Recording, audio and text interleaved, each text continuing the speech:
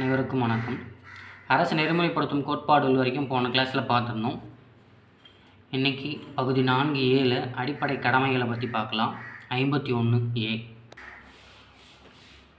இந்திய அரசியலமைப்பின் அடிப்படை கடமைகள் என்பவை முன்னாள் சோவியத் யூனியன் அரசியலமைப்பின் தாக்கத்தால் சேர்க்கப்படுகிறது. சோவியத் யூனியன்றது வேறு ஒன்றும் இல்லை, இன்றைக்கி ரஷ்யா தான், அப்போ சோவியத் யூனியன் சொல்கிறாங்க. 1976ஆம் ஆண்டு காங்கிரஸ் கட்சியின் சர்தார் ஸ்வரன் சிங் கமிட்டியை அமைத்தது. 1976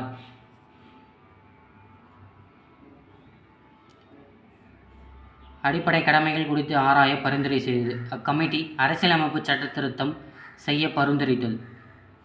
அதன்படி 1976ஆம் ஆண்டு மேற்கொள்ளப்பட்ட 42வது அரசியலமைப்பு சட்டத்தின் நமது அரசியலமைப்பின் குடிமக்களின் பொறுப்புகள் சிலவற்றை சேர்த்தது. இவ்வாறு சேர்க்கப்பட்ட பொறுப்புகளை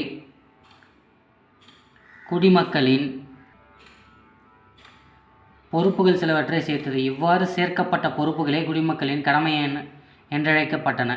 மேலும் இந்த சட்டத்திருத்தம் அரசியலமைப்பின் பகுதி 4A என்ற ஒரு புதிய பகுதியை சேர்த்தது. இந்த புதிய பகுதி 51A என்ற ஒரே ஒரு பிரிவை மட்டும் கொண்டது. இது முதன்முறையாக குடிமக்களின் 10 அடிப்படை கடமைகளை விளக்கும் குறிப்பிட்ட சட்ட தொகுப்பாக உள்ளது.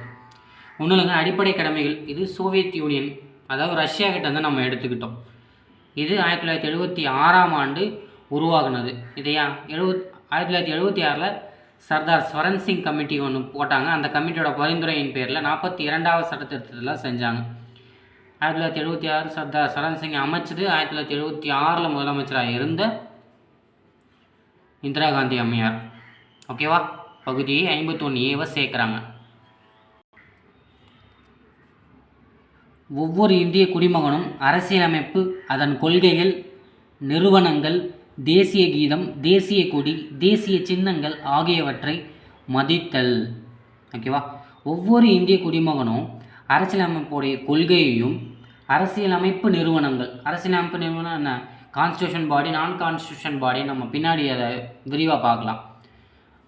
அரசியலமைப்பு நிறுவனங்கள்னால் ஒன்றும் இல்லை, இந்த தேர்தல் ஆணையம், சிபிஐ, இந்த மாதிரி இருக்கு இல்லையா, CAG, அந்த மாதிரி, அதெல்லாம் அரசியலமைப்பு நிறுவனங்கள். ஓகேவா? அதை தேசிய கீதத்தை, தேசிய கொடியை, தேசிய சின்னத்தை மதிக்கணும் அப்படின்னு சொல்லுது. சரியா? B சுதந்திர போராட்டத்திற்கு தூண்டுகோலாக அமைந்த உரிய நோக்கங்களை போற்றி வளர்த்தல். நம்ம சுதந்திர போராட்டத்துக்காக தூண்டுகோலாக அமைந்த உயரிய நோக்கங்கள். ஓகேவா? காந்தி ஒரு வகையிலையும் நேதாஜி ஒரு வகையிலையும் முன்னோர்கள் நம்ம சுதந்திரத்துக்காக பாடுபட்டுருக்காங்க. சரியா? அவங்களுடைய உயரிய நோக்கங்களை வந்து போற்றி வளர்க்கணும். சரியா? 3வது, இந்தியாவின் இறையாண்மை, ஒற்றுமை, ஒருமைப்பாடு இவற்றை பேணி பாதுகாக்கணும். இந்தியாவினுடைய இறையாண்மைனா என்ன? இது இந்தியாவை வேறு யாரும் கட்டுப்படுத்த முடியாது. எங்கள் நாடு, நாங்கள் தான் ஆளுவோம், உச்சபட்ச அதிகாரமே நாங்கள் தான் அப்படின்னு சொல்கிறது தான் இறையாண்மை. ஒற்றுமை, ஒருமைப்பாடு இவற்றெல்லாம் நம்ம பேணி பாதுகாத்து வைத்துக்கொள்ள வேண்டும். தேச பாதுகாப்பிற்காக தேவைப்படும் பொழுது தேச பணியாற்ற தயாராக இருத்தல். சமய, மொழி மற்றும் பிராந்திய அல்லது பகுதி சார்ந்த வேறுபாடுகளை மறந்து, ஓகேவா, நான் தமிழ், நீ ஹிந்தி, நீ மலையாளி, இப்படிலாம் வேறுபாடுகள் இருக்கக்கூடாது. ஓகேவா? இட ரீதியாக, மாநில ரீதியாக, மொழி ரீதியாலாம் இருக்கக்கூடாதுன்னு சொல்லுது. பெண்களை தரைக்குறைவாக நடத்தும் பழக்கத்தை நிராகரித்து, ஓகேவா, பெண்களை மதித்து போற்ற வேண்டும். மாதர் தம்மை இழிவு செய்யும் மடமையை கொளுத்துவோம் நாம் பாரதி இல்லையா? அப்படிப்பட்ட நம்ம முன்னேறிய மாநிலமாகத்தான் எப்பவும் இருப்போம்னு நினைக்கிறேன். தரக்குறைவாக நடத்தும் பழக்கத்தை நிராகரித்தல். சரியா? அவங்களை கண்ணியமாக நடத்துகிறோம். பெண்களை கண்ணியமாக காக்கும் எண்ணங்களை மேம்படுத்தி இந்திய மக்கள் அனைவரிடையேயும் சகோதரத்துவத்தை வளர்த்துக்கணும். நமது உயர்ந்த பாரம்பரிய கலப்பு கலாச்சாரத்தை மதித்து பாதுகாத்தல். ஓகேவா? கலப்பு கலாச்சாரத்தை மதித்து பாதுகாக்கணும். ஓகேவா? எல்லாரும் வாழ்கிற இடம் நம்மளது.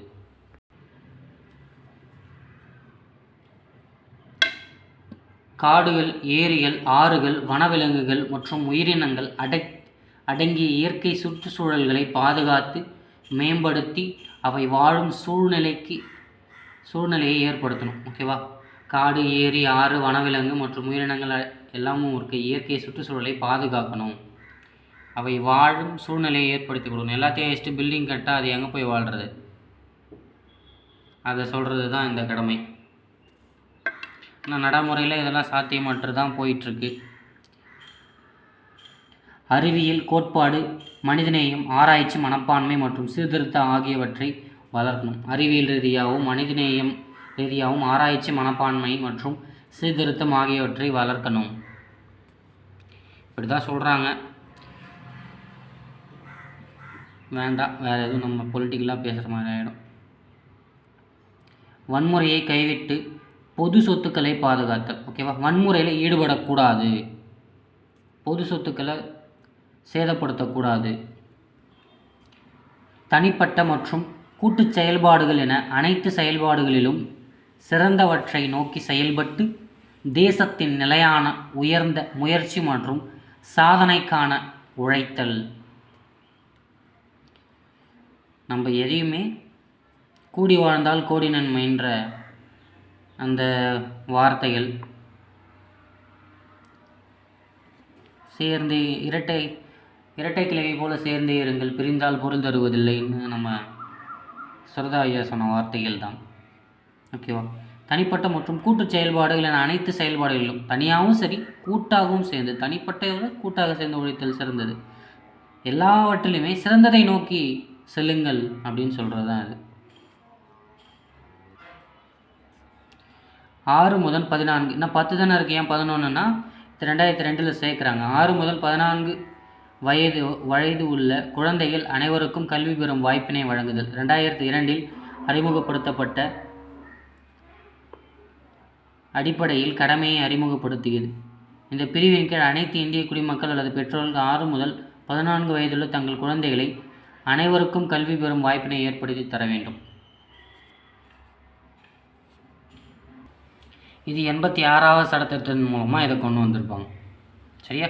10 42வது சட்டத்திருத்தம், 11வது 86வது சட்டத்திருத்தம் 2002 கொண்டு வந்தது.